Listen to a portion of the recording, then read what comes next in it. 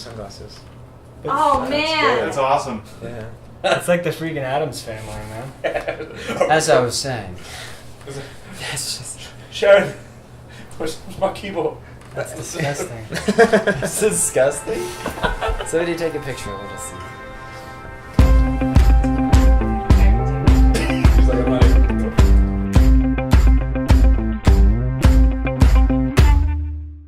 So I want to start off by asking you guys about your EP. Talk about it. Wonderful. Well, the EP consists of 5 songs. It's going to be coming out August 20th, 2016. And if you're watching this before then, pre-order it right now. On iTunes. On iTunes right now. Because we're trying to do that, have a ton of people pre-order the album so that when it drops, we'll go up on the iTunes charts and become super famous. And yeah, that's kind of the goal. Just gain more exposure by getting more hits on iTunes, and that's the plan at this point. That's our strategy. And I don't know if we should call it a strategy. But If you're watching this after August 20th, then, you know. listen to it. Yeah, man. Wherever. Yeah. It's called Parade. Yeah. Thank you. Go Parade. Parade. The EP, the Parade EP, represents, a real page turn for us in terms of the old sound versus the sound we're going for now. Festive People is one of those. It's a sound that is certainly evolved over the last while, and I feel like the new EP really does a great job at capturing what we're going for right now, and that's a sound that's constantly going to evolve even more, and that's what's so fun about it, is if people listen to the old record versus the new, they're going to see, wow, like these guys are incorporating new elements, they're doing new kinds of things that, it really works. There's synth pop dance versus, more slow, epic foot stomp styles that, people will get a very solid variety when listening to it, and we're really excited about that. What spawned the name Festive People? Seinfeld. Actually, Yeah. Yeah. We're all pretty big Seinfeld fans, and so Yeah. when we were coming up with a band name, we decided to. It was really a good excuse to watch Seinfeld. Tons. A lot of Seinfeld. So much Seinfeld. In fact, we watched so much Seinfeld we broke his computer. He broke my computer. Well, he asked me to watch Seinfeld on his computer. But no, yeah. So, yeah, we found a quote that Elaine says. She talks about. It's actually where Yeah. Parade comes from also. Yeah. She says, no one knows how long this parade is going to last. They're a very festive people. Yeah. What percentage of you are wearing socks right now? 100. Oh wait, no. Do you sound something? I don't know if you're wearing socks. 30. Ooh. Well, this model of shoe, 66%. What is the purpose behind your music? We realize that we've been blessed with talents and gifts to create, and we're really excited to do that. And we want to create something not that just appeals to us as individuals, but something that will uplift others as a result. And we, as a band called, you think of a festival, and the desired effect of a festival is to leave somebody feeling better than when they came. Like feeling happy and feeling uplifted. And obviously not all of our music is happy and uplifting. Like, we talk about some heavier things. We talk about addiction. We talk about, mistakes that we've made and trying to become better people. But the idea of the music is that, like, at the end of it, you've just felt something deeper that makes you want to change, makes you want to be a better person, without beating you over the head with it. You know what I mean? Yeah. So that's kind of, I don't know. That's Velour Battle of the Bands. Yeah. Winning that. How was that for you guys? That was exciting. I remember, I think it was Velour Battle of the Bands. A long time ago when I was a freshman at BYU, I saw Eyes Lips Eyes win something. I don't know if it was Velour or Muse, but it was like a week-long thing. And then the finals were on Saturday, and they were my favorite band. And I thought I thought it was pretty awesome, and I remember thinking it'd be super cool to be in a band that could win a competition like that someday, but I didn't think I ever would get the opportunity.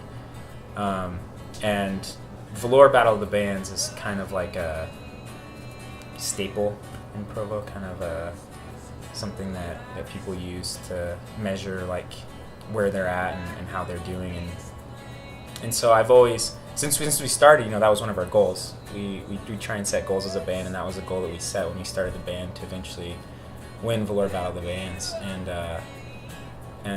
I was surprised at how good it felt. I think I teared up a little bit because we worked really hard for that. We brought other people in to watch us perform, to like judge our performance, to see how we did. We really worked hard to get a good set list, and invited lots of people and put on, you know, we tried to put on the best show possible, and it felt good. It felt good to actually to win. And I was surprised too, because there were some really good bands that night, and I was shocked actually. I remember thinking, there's one band in particular who I was kind of blown away with, and I thought for sure that they would win because they were so good. But yeah, so it was cool. Yeah. I remember waiting in anticipation for Kenesha to announce who the winner was, and just lying on the floor by the merch table. I don't know, I just needed to lie down. and I just couldn't handle it. It was too much. Like, we just worked so hard. And that's the thing, like, even if we had lost, like, you just can't get frustrated about something like that, because it's a competition with music, which is unfair in its nature, because you're comparing apples and oranges. Like, we competed against bands that night that were just incredible, just such great talent, and in our respective genres. Like, I'm sure they'll do incredible things in their genre of music, and it's not fair that night, you know, the judges happen to like our genre more, you know what I mean? So it was you can't get mad about those kinds of things, but you know, I was anticipating it, and so I had to lie down, and then they announced that it was us, and like there should have been like a camera right here. I just like opened my eyes. A big smile. So awesome. Yeah, it was a cool time. Yeah, I mean, there's just so much that people don't understand about what goes into becoming a successful musician, like background work. Like, Dillon is in charge of the financial stuff. He's the reason why we're an actual business. He's the reason why we have a business checking account, and we have little cards that say Festive People on them that help us buy things. You know, it's like it's just, you know, and then my wife and I sent out our EPK to just so many people to try and garner up support and reviews for our upcoming EP.